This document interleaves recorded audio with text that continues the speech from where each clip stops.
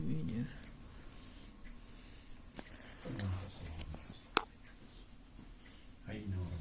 اعوذ باللہ من الشیطان الرجیم، بسم اللہ الرحمن الرحیم۔ عزیز طالبات، السلام علیکم۔ آج ہم لیسن نمبر 4 پڑھیں گے، دیوان مرحوم کی یاد میں، جو کہ شمیم احمد شمیم نے لکھا ہے۔ حالات زندگی اور ادبی خدمات۔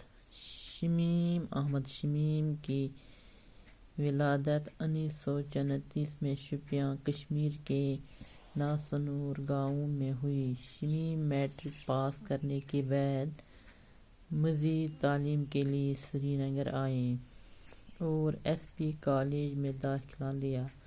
بی اے کا امتحان پاس کرتے ہی آپ محکمہ اطلاعات میں ملازم ہو گئی اور ماہنامہ تعمیر کی ادارات کا کام انجام دینے لگے۔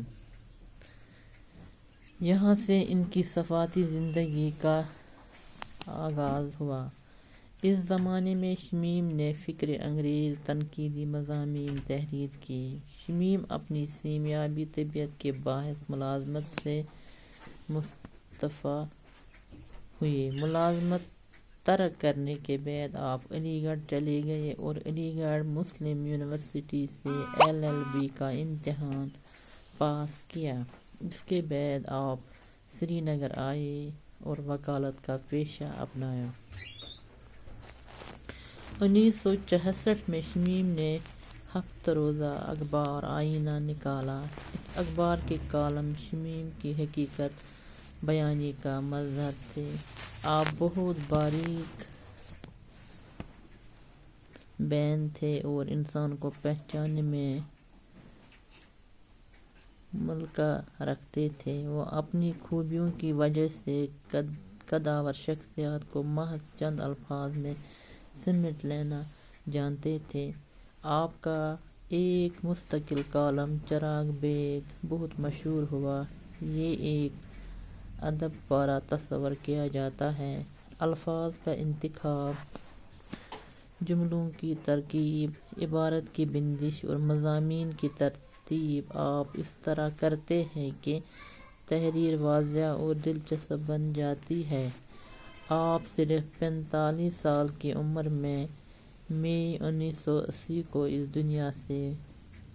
دنیائی فانی سے کوچ کر گئے۔ یہ تھا نوٹ جو کہ شمیم احمد شمیم پر تھا۔ اب ہے خلاصہ دیوان مرحوم کی یاد میں۔ دیوان مرحوم کی یاد میں شمیم احمد شمیم ایک ایسا خاکہ ہے جو 2 حصوں میں تقسیم کیا گیا ہے۔ پہلے حصے میں فلسفیانہ انداز میں اور اس حقیقت کو بیان کیا گیا ہے کہ موت اٹل ہے، سب کو مرنا ہے اور کسی کے مرنے سے اس دنیا کے رعنائیوں میں کوئی کمی نہیں آتی۔ ہم اس دنیا میں نہیں رہیں گے اور ہمارے بعد شاید کسی کو ہماری یاد بھی نہ آئے۔ خاکے کے دوسرے حصے میں عبدالقادر دیوان صاحب کی شخصیت کے اہم پہلوؤں کو اجاگر کیا گیا ہے۔ دیوان صاحب شوپیاں کے قریبی گاؤں چوگاؤں میں پیدا ہوئے۔ انہیں کتابوں سے بے حد دلچسپی تھی۔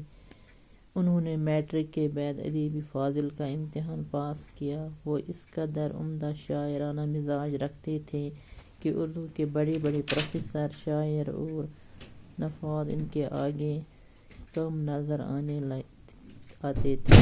وہ ایک ایماندار، سچے اور کھرے تاجر تھے۔ وہ ایک مذہبی آدمی تھے لیکن دلِ خشک نہیں تھے۔ وہ 5 وقت کی نماز پڑھتے تھے لیکن ساتھ میں فلمیں بھی دیکھتے تھے۔ وہ بہت اچھا بولتے تھے اور اسی طرح ان کا قلم بھی خوب چلتا تھا۔